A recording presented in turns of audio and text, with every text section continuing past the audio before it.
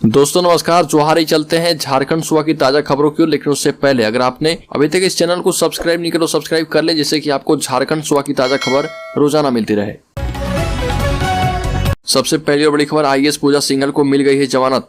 खराब स्वास्थ्य के ग्राउंड पर सुप्रीम कोर्ट पे लगाई थी गुहार, 2 महीने की अंतरिम जमानत मिल गई है। मनरेगा घोटाला और मनी लॉन्ड्रिंग मामले में जेल में सजा काट रही झारखंड कैडर की आईएएस अधिकारी को 2 महीने की अंतरिम जमानत मिल गई है। उन्हें सुप्रीम कोर्ट ने सुनवाई के बाद 2 महीने की जमानत दी है। पूजा सिंघल ने अपने और बेटी के स्वास्थ्य का हवाला देते हुए जमानत के लिए सुप्रीम कोर्ट से गुहार लगाई थी और इस मामले की सुनवाई के बाद आईएएस पूजा सिंघल को अंतरिम जमानत मिल गई है। ईडी ने मनी लॉन्ड्रिंग मामले में पूजा सिंघल को गिरफ्तार कर जेल भेज दिया था। हल्के राज्य में रामगढ़ विधानसभा उपचुनाव को लेकर 27 फरवरी को रहेगा सार्वजनिक अवकाश। आपको बता दें कि रामगढ़ में उपचुनाव 27 फरवरी को है। इससे देखते हुए रामगढ़ विधानसभा क्षेत्र के सरकारी कार्यालय, प्रतिष्ठानों समेत अन्य में 27 फरवरी को सार्वजनिक अवकाश रहेगा। इस बाबत कार्मिक, प्रशासनिक सुधार एवं राजभाषा विभाग के द्वारा अधिसूचना जारी कर दी गई है।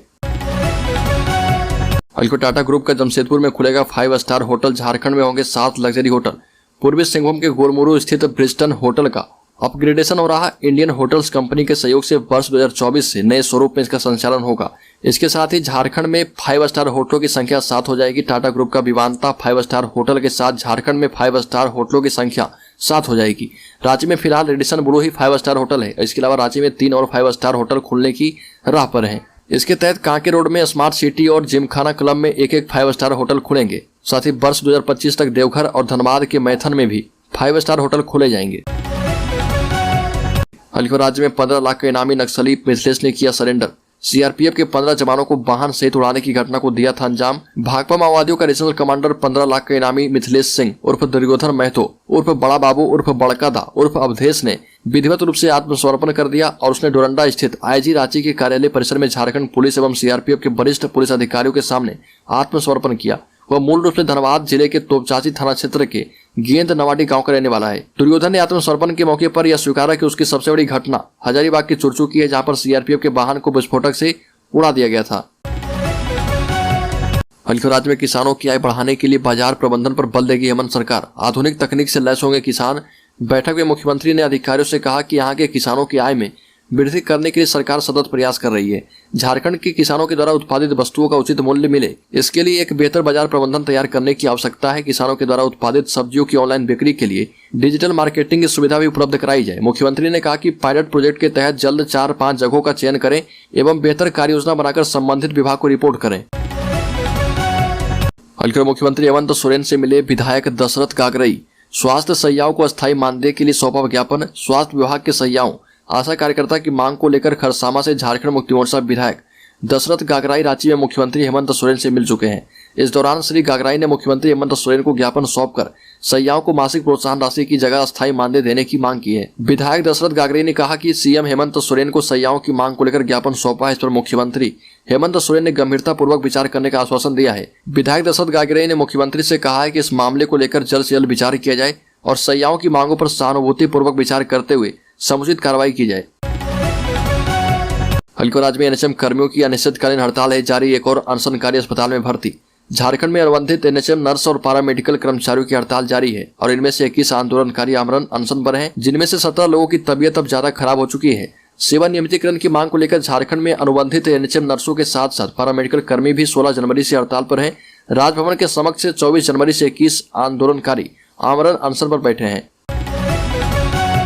हल्के राज्य के पलामू प्रमंडल के बेतला नेशनल पार्क मोड़ पर दुबिया खाड़ में लगने वाला महत्वपूर्ण आदिवासी विकास महाकुंभ मेला 32 वर्षों के बाद राजकीय मेला के रूप में घोषित किया गया है। राजकीय मेला घोषित होने के बाद पहली बार यह मेला राजकीय मेला के रूप में जाना जाएगा। 11 और 12 फरवरी को हर वर्ष यह मेला लगता है।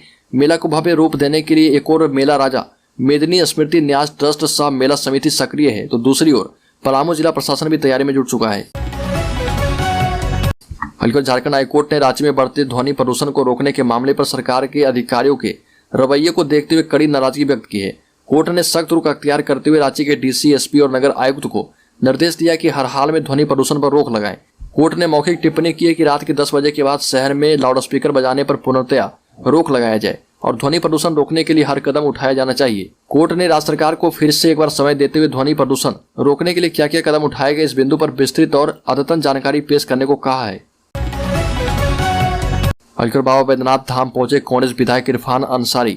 पिछली बार पूजा करने पर हुआ था बवाल, बोले दर्शन करने आया हूँ। ईडी से परेशान जामताड़ा विधानसभा सदस्य डॉक्टर इरफान अंसारी बाबा बैद्यनाथ के दरबार पहुंचे। कांग्रेस के प्रदेश प्रभारी संघ मंदिर पहुंचे डॉक्टर इरफान ने कहा कि बाबा बैद्यनाथ पर उनकी आस्था है, देवघर ही उनका घर है। इरफान अंसारी ने कहा कि वो चुनाव में नामांकन करने जाने से पहले और चुनाव जीतने के बाद मंदिर आकर शीश नवाते हैं। विधायक इरफान ने मीडिया के समक्ष हाथ उठाया और कहा कि इस बार वो यहाँ पूजा करने के लिए अंदर नहीं जा रहे। पिछली बार पूजा की थी तो इसे राजनीतिक रंग दे दिया गया था, लेकिन लोगों को बताना चाहते हैं कि जब भी मन अशांत होता है तो बाबा के दरबार में जरूर आते हैं। हल्के राज्य के पलामू जिले में मंदबुद्धि युवक के साथ 4 युवकों ने किया अप्राकृतिक यौनाचार, अपहरण कर दिया था घटना को अंजाम। पलामू में एक दिव्यांग लड़के के साथ अप्राकृतिक यौनाचार का मामला सामने आया है। 4 युवकों पर अपहरण कर यौनाचार करने का आरोप है। पुलिस ने 4 में से 3 लड़कों को गिरफ्तार किया है।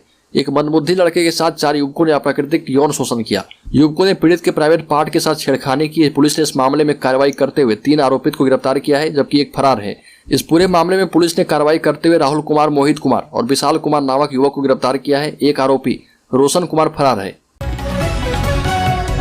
कांग्रेस के राष्ट्रीय अध्यक्ष मल्लिकार्जुन खड़गे झारखंड में हाथ से हाथ जोड़ो यात्रा का शंखनाद संथाल परगना के साहिबगंज में एक रैली से कर रहे हैं।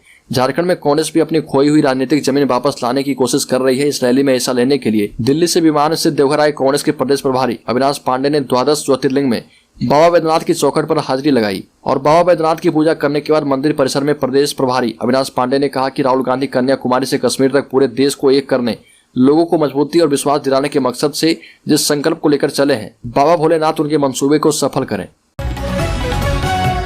अलीगढ़ रामगढ़ उपचुनाव में झारखंड पार्टी को बसपा का साथ मिला है। बसपा और कई सामान्य विचारधारा वाली पार्टियों के साथ जल्द राज्य में तीसरा मोर्चा बनेगा।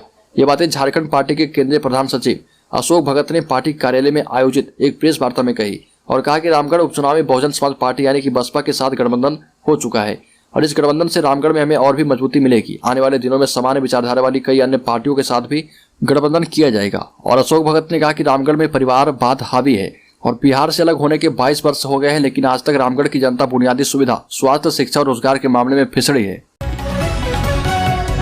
अलीगढ़ पलामू के टॉप नक्सली नवीन यादव ने सरेंडर करने के बाद पुलिस की पूछताछ में कई गहरे राज उगले हैं। पुलिस को जानकारी मिली है कि बूढ़ा पहाड़ से निकलकर भागे टॉप कमांडर झारखंड बिहार सीमा पर अपना ठिकाना बनाना चाहते हैं। बूढ़ा पहाड़ के इलाके में सुरक्षा बलों के ऑक्टोपस अभियान से निकलकर भागे टॉप माओवादी झारखंड बिहार सीमा पर अपना ठिकाना बनाना चाहते हैं, जबकि कई कमांडर लातेहार, लोहरदगा सीमावर्ती क्षेत्र में पनाह लेना चाहते हैं, जिसके बाद सुरक्षा बलों ने इलाके में अपनी निगरानी बढ़ा दी है और बूढ़ा पहाड़ पर सितंबर से सुरक्षा बल अभियान ऑक्टोपस चला रहे। इस कारण माओवादियों के टॉप कमांडर इलाके को छोड़कर भाग गए हैं और भागे हुए नक्सली फिर से संगठन को खड़ा करना चाहते हैं। अलीगढ़ राज्य में उत्पाद विभाग का छापा, 225 लीटर अवैध विदेशी शराब बरामद। उत्पाद विभाग की टीम ने रांची के नगड़ी थाना क्षेत्र के बांध टोली में अवैध विदेशी शराब के खिलाफ छापेमारी की। इस दौरान दिलीप कुमार महतो के घर से 225 लीटर अवैध विदेशी शराब बरामद किया गया। यह छापेमारी देर रात की गई है। विदेशी शराब पर फोर सेल इन अरुणाचल प्रदेश लिखा है। उत्पाद विभाग के अवर निरीक्षक प्रदीप शर्मा ने बताया कि गुप्त सूचना के आधार पर छापेमारी की गई है। छापेमारी के दौरान 225 लीटर शराब बरामद किए गए हैं। अलीगढ़ राज्य में 27 फरवरी से 24 मार्च तक झारखंड विधानसभा का बजट सत्र चलेगा। 17 कार्य दिवस होंगे और शनिवार को भी चलेगा सदन। आपको बता दें कि झारखंड विधानसभा का बजट सत्र 27 फरवरी से 24 मार्च तक चलेगा। इस बार सत्र में 17 कार्य दिवस होंगे। झारखंड विधानसभा ने बजट सत्र के कार्यक्रम की सूचना जारी कर दी है। 27 मार्च को सदन में राज्यपाल का अभिभाषण होगा। 1 मार्च को वित्तीय वर्ष 2022-23 का द्वितीय अनुपूरक बजट सदन में रखा जाएगा और 3 मार्च को वित्तीय वर्ष 2023-24 का बजट सदन में रखा जाएगा। अलीगढ़ जमशेदपुर में सांसद विद्युत वरण महतो ने रेल मंत्री अश्विनी वैष्णव से मिलकर टाटा से हावड़ा स्टेशन के बीच वंदे भारत ट्रेन की सुविधा देने की मांग की। सांसद ने रेल मंत्री से टाटा से पटना, टाटा से भुवनेश्वर और टाटा से हावड़ा के बीच वंदे भारत ट्रेन सेवा शुरू करने की मांग की है और इस पर रेल मंत्री ने भी मांग पूरा करने का आश्वासन दिया है। टाटा से पटना या भुवनेश्वर के लिए वंदे भारत ट्रेन के बारे में विचार करने को कहा है। सांसद ने टाटा से बक्सर के बीच रेल सेवा शुरू करने के बारे में अब तक हुए प्रगति के बारे में जानना चाहा। इस पर रेल मंत्री ने कहा कि इस दिशा में काफी कुछ काम किया जा चुका है और वार्ता के दौरान उपस्थित कार्यकारी निदेशक को तत्काल ही ECR के GM से बात करके सारी प्रक्रियाओं को पूरा करने का निर्देश दिया गया।